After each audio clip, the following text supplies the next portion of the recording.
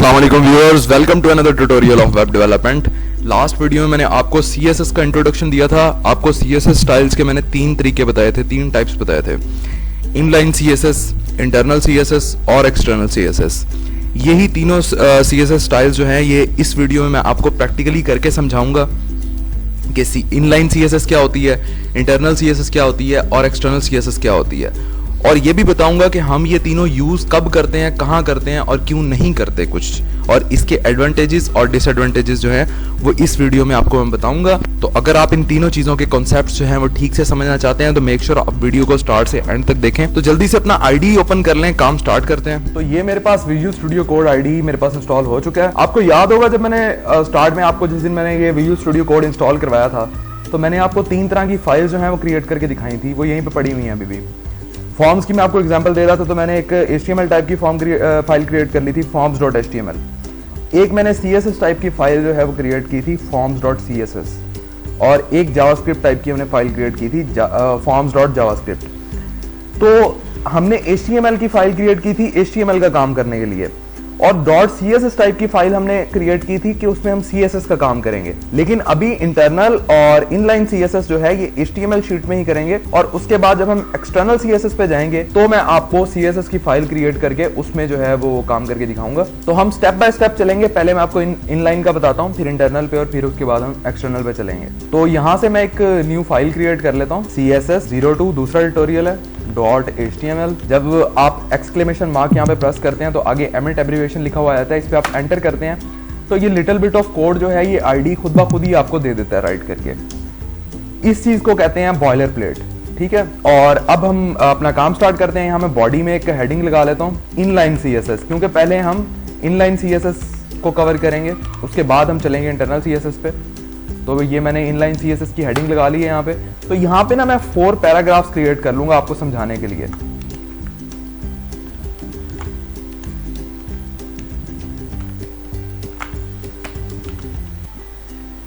I am writing a paragraph, और इसी text को मैं 4 टाइम्स कॉपी कर लेता हूँ, 3 टाइम्स कर लेता हूँ। ये 3 टाइम्स मैंने इसे कॉपी कर लिया। अब इस पैराग्राफ को मैं 3 टाइम्स और कॉपी कर लेता हूं ताकि हमारे पास 4 पैराग्राफ बन जाएं और इजीली हम लोग जो है एग्जाम्पल सॉल्व कर सकें, आपको ठीक से समझ आए। तो ये मैंने 4 पैराग्राफ्स बना लिए हैं, ठीक है। अब जो है ये पहले पैराग्राफ में मैं इनलाइन CSS अप्लाई करूंगा। इनलाइन CSS का मैंने पहले ट्यूटोरियल में भी आपको थोड़ा सा बताया था कि इनलाइन CSS वो होती है कि आप एक ही जो है टैग के अंदर स्टाइल के एट्रीब्यूट्स देके CSS वहां पे जो भी स्टाइलिंग करनी है आप वहां पे कर सकते हैं, ठीक है। तो ये इनलाइन CSS होती है। पहले तो मैं इसको सेव कर लेता हूँ, सेव करके जाते हैं, इसको देखते हैं हमारे डेस्कटॉप पे कैसा नजर आ रहा है। तो यही फोल्डर बनाया था हमने डेस्कटॉप पे वेब डेवलपमेंट के नाम का, तो इसी में सारी फाइल्स होंगी। इसको मैं ओपन कर लेता हूँ। तो ये देखें आप, ये आ गया मैंने जो फाइल वहां पे बनाई है CSS02। इस पर मैं डबल क्लिक करके इसको ओपन करूंगा तो ये देखें 4 पैराग्राफ्स राइट होके आ गए हैं मेरे पास। ये पहला, दूसरा, तीसरा और ये चौथा, ठीक है। इनलाइन, अब इस पे मैं आपको इनलाइन CSS अप्लाई करके दिखाता हूं। हम पहले पैराग्राफ पे जो है ना इनलाइन CSS अपनी अप्लाई करते हैं। तो ये पहला पैराग्राफ है, इस पे मैं यहाँ पे स्टाइल का एट्रीब्यूट लगाऊंगा, और यहाँ पे हम दे देते हैं इसको प्रॉपर्टी कलर दे देते हैं, कलर, और इसका मैं कलर कर देता हूँ वाइट कर देता हूँ। कलर मैंने इसका वाइट कर दिया। अब कलर हमने इसका वाइट कर दिया है, पीछे से स्क्रीन भी वाइट है, हमें नजर तो नहीं आएगा कुछ, ठीक है। तो इसका बैकग्राउंड कलर ब्लैक कर देते हैं, बैकग्राउंड कलर ब्लैक, ठीक है। इसको मैं Ctrl+S करके सेव कर लेता हूं। अब इस पैराग्राफ में हमने बेसिकली क्या किया है, कलर जो टेक्स्ट का था वो मैंने व्हाइट कर दिया है, जो बैकग्राउंड कलर था वो मैंने ब्लैक कर दिया है स्टाइल का एट्रीब्यूट यूज करते हुए, ठीक है। तो अब जाके पेज को रिफ्रेश करते हैं तो ये देखें जो टेक्स्ट का कलर था वो व्हाइट हो चुका है और जो उसका बैकग्राउंड कलर था वो ब्लैक हो गया पहले पैराग्राफ का, क्योंकि हमने पहले पैराग्राफ पे जो है हमने ये अप्लाई की है इनलाइन CSS। और यहाँ पे आप और भी जितने एट्रीब्यूट्स देना चाहें दे सकते हैं। आप यहाँ पे बॉर्डर स्टाइल डिफाइन कर सकते हैं, बॉर्डर स्टाइल डैश्ड कर देता हूँ। आप यहाँ पे बॉर्डर रेडियस दे सकते हैं, आप यहाँ पे बॉर्डर रेडियस 2 पिक्सल, ठीक है। आप यहाँ पे जो है और भी जितने चाहें आप एट्रीब्यूट्स, जितने चाहें आप, जैसी मर्जी चाहें आप स्टाइलिंग कर सकते हैं एक ही टैग के अंदर। ठीक है, इसको कंट्रोल एस करके सेव करता हूँ तो ये देखें, ये इसके ऊपर बॉर्डर बन चुका है, एक डैश टाइप का ना व्हाइट कलर का बॉर्डर बन चुका है। तो ये सीन होता है इनलाइन सीएसएस का। जहां पे आपको इनलाइन सीएसएस अप्लाई करनी है वहां पे जस्ट जाएं आप, उसी टैग के अंदर जो है स्टाइल का एट्रीब्यूट यूज करते हुए प्रॉपर्टीज और वैल्यूज लगा दें और आपकी सीएसएस उसमें जो भी स्टाइलिंग आप करना चाहते हैं वहां पे स्टाइलिंग हो जाएगी। अब आप सोच रहे होंगे कि ये तो बहुत इजी है कि जहां पे भी हमने करनी है बस स्टाइल का एट्रीब्यूट दें और ना सेलेक्टर का कोई चक्कर है, सीधा जो है सीएसएस अप्लाई कर दें। लेकिन यार ये इन चीजों के ना डिसएडवांटेजेस हैं, ये अभी मैं आपको बताता हूं। अभी हम चलते हैं इनलाइन सीएसएस का तो आपको पक्का हो गया होगा, अब हम चलते हैं इंटरनल सीएसएस पे और फिर मैं आपको बताता हूं कि इसके क्या डिसएडवांटेजेस होते हैं, क्यों हम इनलाइन सीएसएस यूज नहीं करते, ज्यादा सिर्फ वही यूज करते हैं जहां पे इसकी जरूरत हो। तो इसको मैं कमेंट आउट कर देता हूं ताकि हमारा जो है अब इंटरनल सीएसएस जो हम करेंगे सिर्फ वही हमारी एग्जीक्यूट हो और ये इनलाइन सीएसएस एग्जीक्यूट ना हो। तो कमेंट्स का मैंने आपको पहले नहीं बताया, इस वीडियो में आपको कमेंट्स का पता चल जाएगा। किसी पैराग्राफ को अगर हम, किसी भी चीज को अगर हम, किसी भी कोड को हम कमेंट बनाना चाहें कि हम चाहें वो यहाँ पे लिखा हुआ तो रहे लेकिन वहाँ पे एग्जीक्यूट ना हो, ठीक है, तो ये कंट्रोल और फॉरवर्ड स्लैश से हम उसे कमेंट बनाते हैं। कमेंट का स्टार्टिंग टैग ये होता है, ठीक है, और यहाँ तक करना है ना, एंडिंग टैग कमेंट का ये होता है। तो ये पूरा जितना भी इतना कोड जो है ये कमेंट आउट हो गया। फॉर एग्जाम्पल आपने जो है आपने अपनी वेबसाइट किसी और को देनी है मैनेज करने के लिए, ठीक है, तो आप अपने कोड के ऊपर वहां पे कमेंट्स में जो है आप लिख सकते हैं, यहाँ पे आप कमेंट बना के लिख सकते हैं कि I am writing a paragraph. ये देखें, आई एम राइटिंग, या this is a paragraph, this is the inline, this is the paragraph on which we have applied inline CSS, ठीक है, और फिर कंट्रोल और फॉरवर्ड स्लैश। तो ये देखें, ये पूरा पैराग्राफ जो था ना, ये जो भी हमने लिखा है ये कमेंट आउट हो गया, ठीक है। तो इस तरह से आप जो है इंस्ट्रक्शंस दे सकते हैं। अगर आपकी वेबसाइट किसी और कोई और हैंडल कर रहा है तो जो भी आप कोड लिख रहे हैं, अगर थोड़ा क्रिटिकल कोड है आप वहां पे लिख सकते हैं कि ये क्या चीज है उसको समझाने के लिए, ठीक है। तो इस तरह से हम HTML में कमेंट करते हैं, जैसे C++ में भी C++ में हम डबल स्लैश यूज करके कमेंट करते हैं। इसी तरह से CSS में जो है कमेंट करने का वो भी मैं तरीका बताता हूं अभी आपको। तो ये थी हमारी इनलाइन CSS। यहाँ पे मैं इसकी हेडिंग लगा लेता हूँ, हेडिंग चेंज कर देता हूँ मैं H1, क्योंकि वो वाली H1 तो हमने कमेंट आउट कर दी है ना, तो और H1 लग सकता है यहाँ पे। तो यहाँ पे मैं लिख देता हूँ अब इंटरनल CSS, ठीक है, ये कंट्रोल एस करके मैंने सेव कर लिया। अब इंटरनल CSS जो होती है वो हम हेड के सेक्शन के अंदर लिखते हैं। हेड के सेक्शन के अंदर हम स्टाइल का टैग बनाते हैं, स्टाइल, ये हमने हेड के सेक्शन के अंदर हमने जो है स्टाइल का टैग बनाया है। अब जो भी इंटरनल CSS होगी ना वो स्टाइल के टैग के अंदर होगी। तो अब मैं आपको बताता हूं कि इन तीनों चीजों के एडवांटेजेस और डिसएडवांटेजेस क्या हैं। अब इनलाइन CSS जो होती है ना, अगर आप हर जगह पे इनलाइन CSS अप्लाई कर देंगे, इस पैराग्राफ पे भी कर देंगे, इस पैराग्राफ पे भी कर देंगे, एक तो आपको बार बार ये CSS अप्लाई करनी पड़ेगी जगह जगह पे, ठीक है, इनलाइन CSS जो होती है। दूसरी बात ये कि कल को आपको अपना वेब पेज मॉडिफाई करना है, आपको उसमें चेंजिंग्स करनी है, या फिर आप खुद तो शायद कर लें, लेकिन फिर भी अगर आप हर जगह पे जाके चेंजिंग करेंगे, एक एक लाइन को चेंज करेंगे, तो मिस्टेक के चांसेस बहुत ज्यादा बढ़ जाएंगे आपके लिए। लेकिन अगर आपने किसी और को देनी है अपनी वेबसाइट मैनेज करने के लिए, उसने उसमें कोई चेंजिंग्स करनी है, तो उसके लिए वेरी क्लोज टू इम्पॉसिबल हो जाएगा हर लाइन को ढूंढ ढूंढ के चेंज करना, उसमें CSS की प्रॉपर्टीज को चेंज। तो इसलिए इनलाइन CSS को ज्यादा मतलब कि अच्छा नहीं समझा जाता। जहां पे यूज करनी है, जहां पे आपके लिए कोई और चांस ही नहीं है, आपने इनलाइन CSS ही यूज करनी है, वहां पे आप करें, लेकिन हर जगह पे इनलाइन CSS यूज ना करें। इंटरनल CSS का ये होता है कि हमने जो भी CSS लिखनी है वो हम हेड के अंदर स्टाइल का टैग बनाते हैं, उसके अंदर काम करते हैं, तो सारी CSS यहीं पे इकट्ठी हो जाती है, ठीक है। और जो बेस्ट वे है वो ये है कि हम एक एक्सटर्नल CSS की शीट बनाएं, एक और CSS की शीट बनाएं, उस पे काम करें। तो वो अभी उस पे चलते हैं एक्सटर्नल CSS पे, तो वो मैं आपको बताता हूँ। अभी हमारे इंटरनल CSS पे तो हेड के अंदर हमने स्टाइल का टैग जो है वो क्रिएट कर लिया है। यहाँ पे मैंने जो प्रीवियस ट्यूटोरियल में भी आपको मैंने रजिस्टर पे थोड़ा समझाया था कि इसका जो सिंटैक्स होता है वो होता है सिलेक्टर, उसके अंदर प्रॉपर्टी होती है और उसके बाद फिर उसकी वैल्यू होती है। फॉर एग्जाम्पल हमने ये पैराग्राफ जो है हमारे पास, इनके ऊपर हमने CSS अप्लाई करनी है, ठीक है। तो यहाँ पे मैं एक तो सिलेक्टर ले लूंगा पैराग्राफ, ठीक है, उसके बाद ये मैं ब्रैकेट्स बना लूंगा। अब प्रॉपर्टी लगाते हैं कलर, क्योंकि मुझे कलर चेंज करना है उनका, ठीक है। कलर मैं उनका कर देता हूँ व्हाइट, या फिर कलर सॉरी मैं उनका पिंक कर देता हूँ कलर, कलर मैंने कर दिया पिंक, ठीक है। अब उसका जो बैकग्राउंड कलर है, बैकग्राउंड कलर उसका कर देते हैं, बैकग्राउंड कलर पिंक कर देते हैं, और जो उसका कलर टेक्स्ट कलर है वो रेड कर देता हूं। टेक्स्ट कलर हमने रेड कर दिया, ठीक है। और इसको कंट्रोल एस करके सेव करता हूं। तो यहां पे देखें, ये मैंने पैराग्राफ पे लगाई है ना CSS, तो हमें हर पैराग्राफ पे बार बार जाके CSS लगानी नहीं पड़ेगी। ये तीनों के तीनों पैराग्राफ पे ये प्रॉपर्टी अप्लाई हो जाएगी, ठीक है। कंट्रोल एस करके मैंने सेव किया, अपने वेब पेज को जाके रिफ्रेश करता हूं। ये देखें, ये तीनों पैराग्राफ्स पे जो है वो हमारी CSS अप्लाई होगी। बैकग्राउंड पिंक हो गया, राइटिंग रेड हो गई, ठीक है। अब बात यह है कि एक पैराग्राफ ऊपर से शो नहीं हो रहा। क्यों नहीं शो हो रहा? क्योंकि उसे हमने कमेंट आउट कर दिया है, वो कोड एग्जीक्यूट नहीं हो रहा। अब इस पे मजीद भी हम प्रॉपर्टीज अप्लाई कर सकते हैं। यहाँ पे मैं इसको बॉर्डर रेडियस इसका डिफाइन कर देता हूँ। Border radius 2 pixel. Border radius होता है जो हमारा बॉर्डर है ना, उसके कॉर्नर्स को राउंड करता है। और उसके बाद में यहाँ पे बॉर्डर स्टाइल भी डिफाइन कर देता हूँ। बॉर्डर स्टाइल भी काफ़ी होते हैं।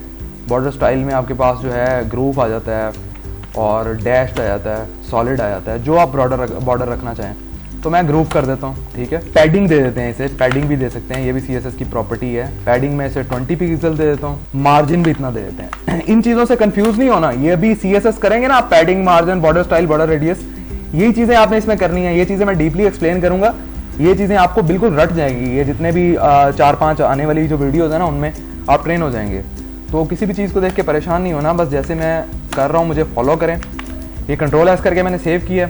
अब देखें, यहाँ पे ये पैडिंग भी अप्लाई हो गई है, बॉर्डर रेडियस भी अप्लाई हो गया है, ठीक है। बॉर्डर स्टाइल भी इन पे लग गया है, तीनों टेक्स्ट पे। प्रॉपर्टीज हमने कहाँ चेंज की हैं? सिर्फ एक जगह पे, और सब जगह पे अप्लाई हो गया।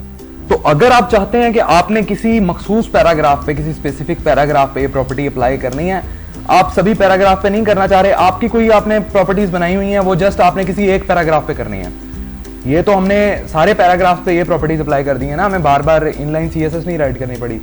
लेकिन अगर आप चाहते हैं किसी एक मखसूस पैराग्राफ पे अप्लाई करना चाहते हैं, तो आप क्या करेंगे, उस पैराग्राफ को आप एक ID दे देंगे, ठीक है। इसको मैं ID दे देता हूँ, ID इसको देते हैं सेकंड पैराग्राफ, ठीक है। सेकंड पैराग्राफ, ये मैंने इसको ID दे दी। अब ID जो होती है वो हर एक एलिमेंट की यूनिक होती है। एक ID किसी भी 2 एलिमेंट्स की नहीं हो सकती। हाँ, क्लास जो है वो डिफरेंट जगह पे यूज हो सकती है। ये IDs और क्लास वाली जो ट्यूटोरियल है उसमें मैंने आपको बताया था, जो क्लासेस है वो डिफरेंट जगह पे यूज हो सकती है। एक एलिमेंट में भी हम डिफरेंट क्लास जो है वो यूज कर सकते हैं, लेकिन ID हर एलिमेंट की यूनिक होगी, ठीक है। इसको मैं कॉपी करता हूँ। कॉपी करके इसे हम यहाँ पे सिलेक्टर की जगह पे ये ID जो है ये लगा देंगे, और ID लगाते वक्त स्टार्ट में इसके हैश साइन लगाते हैं, ये वाला सिंबल, ठीक है। इसको कंट्रोल एस करके मैं सेव कर लूंगा। अब हम देखेंगे हमने जिस पैराग्राफ की ID यहाँ पे लिखी है, ये प्रॉपर्टीज जस्ट उसी पैराग्राफ पे अप्लाई होंगी और किसी पे अप्लाई नहीं होंगी, ठीक है। तो इसको कंट्रोल एस करके मैंने सेव कर लिया। वेबसाइट पे जाकर रिफ्रेश करता हूँ, तो ये देखें, ये सेकंड पैराग्राफ पे ये प्रॉपर्टीज अप्लाई की थी, तो उसी पे अप्लाई हुई हैं और दोनों पे अप्लाई नहीं हुई, ठीक है। ऐसे ही क्लास का कॉन्सेप्ट है कि आप एक क्लास बना लें, ठीक है। यहाँ पे मैं एक क्लास बना लेता हूँ, डॉट क्लासेस के नाम से मैंने एक क्लास बना ली, ठीक है। क्लास बनाते वक्त स्टार्ट में डॉट लिखते हैं। अब ये हमने एक क्लास बना ली है, जिस क्लास के अंदर हमने ये प्रॉपर्टीज रखी हैं। अब ये वाली क्लास हम जिस जिस एलिमेंट पे अप्लाई करेंगे ना, उसमें ये प्रॉपर्टीज आ जाएंगी, ठीक है। मैं यहां से एक क्लास कॉपी कर लेता हूं। एक क्लास मैंने यहां से कॉपी कर ली, और तो यहां पे मैं इस पे भी क्लास अप्लाई कर देता हूं। क्लास, ये मैंने class they the second paragraph को, और मैं क्लास दे देता हूं फर्स्ट पैराग्राफ को। क्लास इज इक्वल टू, तो ये वही क्लास मैंने इन दोनों पैराग्राफ्स को दे दी है जो मैंने क्लास ऊपर क्रिएट की है। इस क्लास में मैंने ये प्रॉपर्टीज रखी हैं। अब ये क्लास आप किसी भी एलिमेंट पे अप्लाई कर दें, उस पे ये प्रॉपर्टीज आ जाएंगी, ठीक है। लोग वीडियोस बनाते हैं, वीडियोस पे मैंने यूट्यूब पे और भी ट्यूटोरियल्स देखे हैं, उन्होंने क्लासेस पे अलग बनाया, आईडीज पे अलग बनाया हुआ है, इनलाइन पे अलग बनाया है, इंटरनल पे अलग बनाया है, एक्सटर्नल पे अलग बनाया हुआ है। तो मैं ज्यादा वीडियोस नहीं बनाऊंगा, क्योंकि ये चीजें इतनी बेसिक हैं कि इनमें आपको जो है ज्यादा परेशान होने की जरूरत नहीं है, लेकिन ये आपको आनी चाहिए। यही होती है वेब डेवलपमेंट। वेब डेवलपमेंट को हम बहुत मुश्किल समझते हैं, लेकिन मुश्किल बिल्कुल भी नहीं है। आप मन लगा के काम करें, प्रैक्टिस करें, प्रैक्टिस से आप जो है एक अच्छे वेब डेवलपर बन सकेंगे। तो इसको मैं कंट्रोल एस करके सेव करता हूँ। तो यहाँ जाके हम अपनी वेबसाइट को रिफ्रेश करते हैं। ये देखें, पहले जो 2 पैराग्राफ थे ना, उन पे तो वो क्लास अप्लाई होगी है, जहां हमने क्लास वो दी है वहां पे अप्लाई होगी है। ये पैराग्राफ हमारा वैसे का वैसे है, क्योंकि इस पे हमने कोई भी प्रॉपर्टी अप्लाई नहीं की। तो ये तो थी हमारी इंटरनल सीएसएस। आपको इनलाइन सीएसएस कंफर्म हो गया, इंटरनल सीएसएस कंफर्म हो गया। अब हम चलते हैं हमारी एक्सटर्नल सीएसएस की तरफ। तो जो इंटरनल सीएसएस है ना, उस पे आपको मैं यहाँ पे बता देता हूँ। इसको भी कमेंट आउट करेंगे। अब इसको मैं कंट्रोल// करूंगा, ये भी कमेंट आउट हो गया। अब HTML को जो हमने कमेंट आउट किया था, उसका स्टार्टिंग टैग ये था और क्लोजिंग टैग ये था। इसका जो हम कमेंट आउट कर रहे हैं, इसका स्टार्टिंग टैग ये है, क्लोजिंग टैग ये है। जो हमारा आईडी है वो पहचान गया कि ये CSS लिखी हुई है, HTML की कोडिंग नहीं है, ये जो है मार्कअप की कोडिंग नहीं है। तो इसलिए जो CSS को जब आपने कमेंट आउट करना है तो उसका स्टार्टिंग टैग ये होगा और एंडिंग टैग ये होगा। जब आप HTML को कमेंट आउट कर रहे हैं तो उसका स्टार्टिंग टैग ये होगा और एंडिंग टैग ये वाला होगा। ठीक है, तो अब चलते हैं एक्सटर्नल CSS की तरफ। तो यहाँ पे मुझे CSS की एक और फाइल क्रिएट करनी पड़ेगी, css02.css टाइप की फाइल क्रिएट कर ली है। ये हमारे पास खुल के आ गई है। यहाँ पे आपको बॉयलर प्लेट लगाने की जरूरत नहीं है, क्योंकि वो HTML का काम है। यहाँ पे आपको जो है स्टाइल का टैग लगाने की भी जरूरत नहीं है, क्योंकि हमें बताना नहीं है आईडी को कि ये CSS कर रहे हैं हम, क्योंकि ये शीट ही CSS की है। इस शीट का टाइप ही .css है। ठीक है, तो यहाँ पे मैं यहाँ पे सेलेक्टर लगा देता हूँ P, और उससे पहले जो है यहाँ से हम ये क्लासेस और आईडीज जो हैं ये हटा देते हैं। ये क्लासेस आईडी हटा के मैंने बिल्कुल वैसा ही बना दिया, पैराग्राफ जैसा पहले था। अभी रिफ्रेश करते हैं इसको, तो देखें बिल्कुल वैसे का वैसा हो गया जैसा हमने स्टार्ट किया था। तो अब यहाँ पे मैंने सेलेक्टर लगा दिया P। अब ये ब्रैकेट्स के अंदर मैं प्रॉपर्टी अप्लाई करूंगा, कलर चेंज करना है तो कलर की प्रॉपर्टी दे दी। कलर कर देते हैं जी रेड कर देते हैं, background colour sorry text colour red, और बैकग्राउंड कलर कर देते हैं वाइट, बैकग्राउंड कलर वाइट। ठीक है, और इसको मैं बॉर्डर दे देता हूँ, बॉर्डर स्टाइल हमने इसे दे दिया है डबल, दे देता हूँ डबल। और इसमें पैडिंग दे देता हूँ मैं, पैडिंग 20 पिक्सल, और इसको मार्जिन दे देते हैं। मार्जिन और पैडिंग जो है ये 2 मोस्ट कॉमनली यूज जो है प्रॉपर्टीज हैं एलिमेंट्स में स्पेसिंग आउट करने के लिए ना, एलिमेंट्स में स्पेस बनाने के लिए। जो मार्जिन होता है वो एलिमेंट के जो है आउटसाइड पे स्पेस क्रिएट करता है, और जो पैडिंग होती है वो स्पेस क्रिएट करती है इनसाइड पे। ठीक है, तो इसको मैं कंट्रोल एस करके सेव कर लेता हूँ। वेबसाइट पे जाकर रिफ्रेश करेंगे तो देखें कुछ भी नहीं हुआ, वैसे का वैसा ही है। हमारी ये प्रॉपर्टीज यहाँ पे अप्लाई नहीं हुई। क्यों नहीं अप्लाई हुई? क्योंकि हमने ये शीट तो बना ली है, लेकिन इस शीट को हमने लिंक नहीं किया हमारी HTML शीट के साथ। तो लिंक कैसे करेंगे? हम अपने हेड के अंदर ही एक हम टैग लगाएंगे लिंक का। ठीक है, लिंक REL, यहाँ पे हम लिखेंगे स्टाइल शीट लिख दिया, और यहाँ पे href, और यहाँ पे हम अपनी स्टाइल शीट का लिंक दे देंगे। किस नाम से है स्टाइल शीट? css02.css। ठीक है, ये मैंने लिंक दे दिया और इसको मैंने कंट्रोल एस करके सेव कर लिया है। अब देखेंगे आपके जितने भी पैराग्राफ हैं उन पे ये प्रॉपर्टीज अप्लाई हो जाए, क्योंकि उस स्टाइल शीट को हमने इस HTML हमारे जो मार्कअप कोड है उसके साथ हमने लिंक कर लिया है। तो अब जाके मैं इसको रिफ्रेश करता हूँ तो ये देखें ये प्रॉपर्टीज जो हैं ये अप्लाई हो गई हैं मेरी। यहाँ पे डबल टाइप का जो है हमारे पास ये बॉर्डर लग गया है, हमारी जो राइटिंग थी वो रेड हो गई है, बैकग्राउंड व्हाइट हो गया। तो ये होती है एक्सटर्नल CSS। इनलाइन CSS वो थी कि हम टैग के अंदर ही स्टाइल के एट्रीब्यूट्स यूज करके अपनी CSS जो है अप्लाई कर देते हैं, और इंटरनल CSS थी कि हम हेड के अंदर स्टाइल का टैग यूज करके वहां पे प्रॉपर्टीज अप्लाई करते हैं। तो CSS इतनी ज्यादा हो जाएगी कि HTML और CSS का कोड जो है ना वो बड़ा अजीब सा लगेगा। तो अगर आपकी CSS ज्यादा है तो एक्सटर्नल शीट जो है ना ये सबसे बेटर है। आपने अपना HTML का काम जो है वो अलग शीट में रखा, और अपना CSS का काम जो है वो आपने एक अलग शीट में रखा। तो यहाँ पे जितनी भी आप CSS करेंगे वो इसी शीट में रहेगी। जब आपने चेंजिंग कर रही हैं या आप किसी और को अपना काम जो है वो दे रहे हैं, तो उसे जो है ना ये चीज़ें मैनेज करना ज़्यादा मुश्किल नहीं होगा, क्योंकि CSS का सारा काम जितनी भी स्टाइलिंग है वो CSS शीट में अलग पड़ी हुई है, और जितना भी हमारा HTML का कोड है वो अलग पड़ा हुआ है। ठीक है, तो आने वाली कुछ ही वीडियोस में मैं जो है ये 7 से 8 वीडियोस में आपकी CSS जो है ये सम अप कर दूंगा। उसके बाद एक जो है प्रोजेक्ट क्रिएट करेंगे, लाइव प्रोजेक्ट मैं आपके साथ शेयर करूंगा वेबसाइट डिजाइनिंग का, तो उसको स्टाइलिंग वगैरह उससे आपकी क्लियर हो जाएगी। और उसके बाद हम मूव करेंगे जावास्क्रिप्ट पे। जावास्क्रिप्ट कंप्लीट करने के बाद आपको एक प्रोफेशनल वेबसाइट जो है वो मैं लाइव आपके साथ क्रिएट करूंगा। आप खुद वो वेबसाइट क्रिएट करेंगे और उसके बाद इंशाल्लाह आप जो है मजीद और भी प्रोफेशनल वेबसाइट्स जो हैं वो खुद क्रिएट कर सकेंगे। तो अगर वीडियो अच्छी लगी हो तो लाइक जरूर कीजिएगा। अगर किसी चीज की समझ नहीं आई तो आप नीचे कमेंट करें, मैं एज सून एज पॉसिबल आपको उसका रिप्लाई करूंगा। और चैनल को अगर आपने सब्सक्राइब नहीं किया तो चैनल को सब्सक्राइब कर लें, क्योंकि मैं रोज की 2 या 3 वीडियोस अपलोड कर रहा हूं। तो उम्मीद करता हूं आपको वीडियो अच्छी लगी होगी। Thanks for watching the video. See you guys in the next tutorial. अल्लाह हाफ़िज़।